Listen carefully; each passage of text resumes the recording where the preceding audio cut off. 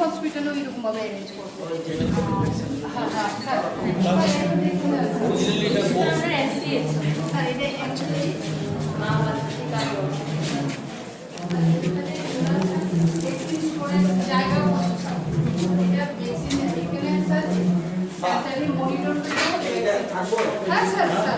আর একটা জিনিসও করতে লাগবো এখানে হসপিটালে, সোলার প্ল্যান্টেশন ছিল, এটা নষ্ট হয়ে গেছে কিন্তু রিভাইভ করতে স্যার এটা আমার কাছে ফান্ড নাই স্যার।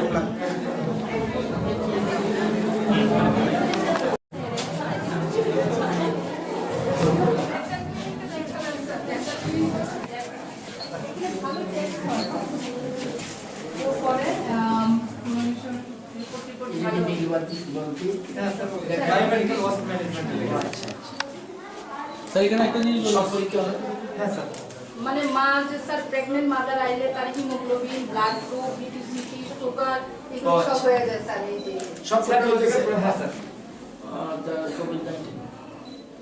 কোভিড-19 অ্যান্টিজেন এখানে করে। হ্যাঁ স্যার রেভিটাইনের মিলে হয়তো আমরা যে ব্লকের স্যার হইতাছে তো রেভিনিউ ডিপার্টমেন্ট স্যার এই lab technician sir during Covid period he was in airport and রানাও জায়গাতে one of the best performing lab tech পলাশ পাটা স্যার বাড়ি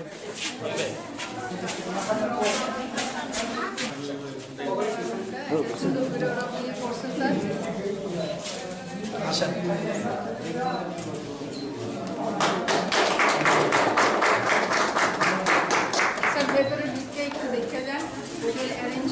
স্যার এটা ডেলিভারি হওয়ার আগে মা যদি ইয়ে হয় এখানে রাখবো, এখানে রাখা হবে।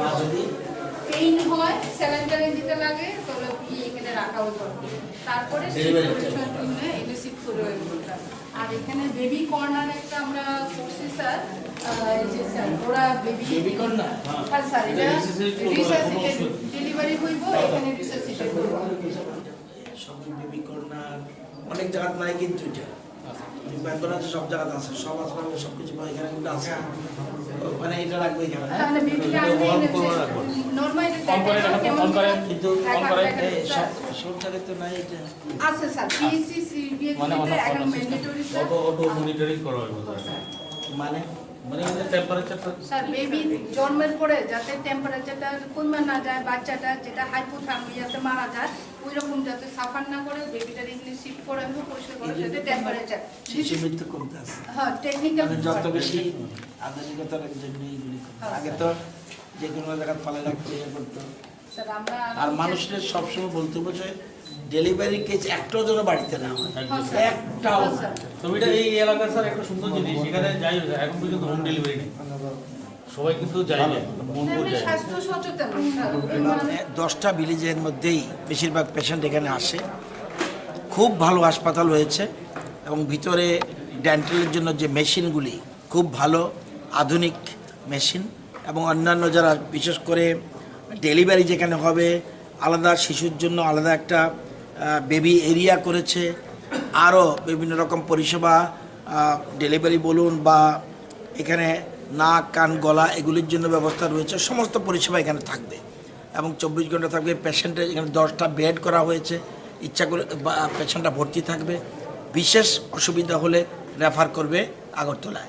সুতরাং আজকে এটা ওপেনিং হলো এবং এলাকার বিধায়ক হিসাবে এবং এলাকার মানুষ হিসাবে আমি রাজ্য সরকারকে অভিনন্দন জানাই যে এটা একটা 24 ঘন্টার যে পরিষেবা দেওয়ার জন্য যে এই হাসপাতালকে উন্নীত করা হলো, সেজন্য রাজ্য সরকারকে অভিনন্দন জানাচ্ছি, বিশেষ করে রাজ্যের মুখ্যমন্ত্রীকে অভিনন্দন জানাচ্ছি। মুখ্যমন্ত্রীর পরিকল্পনা হলো স্বাস্থ্য শিক্ষায় উপজাতি এলাকায় যেন আরও বেশি ডেভেলপড হয়, কারণ এটা দীর্ঘদিন ধরে পিছিয়ে ছিল। সেই জন্য এটাকে সমানভাবে এগিয়ে আনার জন্য, অর্থাৎ সবকা সাথ সবকা বিকাশ, এই যে নীতিটা, এই নীতিটাকে বাস্তবায়িত করার জন্যই মুখ্যমন্ত্রী একের পর এক সিদ্ধান্ত গ্রহণ করছে এবং উপজাতি এলাকার দিকে রাজ্য সরকার বিশেষ গুরুত্ব দিচ্ছে এবং এই জন্যই বর্তমান মুখ্যমন্ত্রীকে প্রো ট্রাইবাল মিনিস্টার বলা হয়, এটা যেটা অতীতে শোনা যেত না।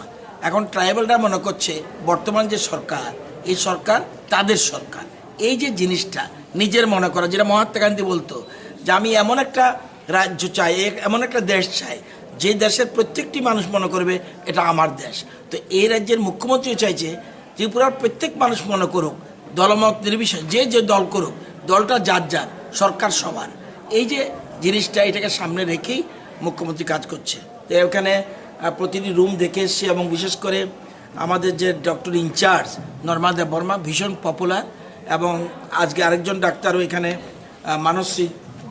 মানসী দেববর্মা, ওনাকেও পোস্টিং দেওয়া হয়েছে। এখন আর চিকিৎসা পরিষেবার এই এলাকার কোনো মানুষ, আমাদের উদ্দেশ্যটাই হলো যে মানুষ মরণশীল, এটা মারা যাবে, কিন্তু বিনা চিকিৎসায় যাতে কেউ না মারা যায়, এটি আমাদের সরকারের প্রায়োরিটি। এটাকে সামনে রাখা এবং সব রকম পরীক্ষার ব্যবস্থা রয়েছে, এত নিট অ্যান্ড ক্লিন সুন্দর জায়গায় হাসপাতালটা অবস্থিত। এইটাকে আরও আমরা আমাদের সরকার আধুনিকীকরণ করে দিলাম, যাতে এই এলাকার মানুষের কোনো রকম অসুবিধা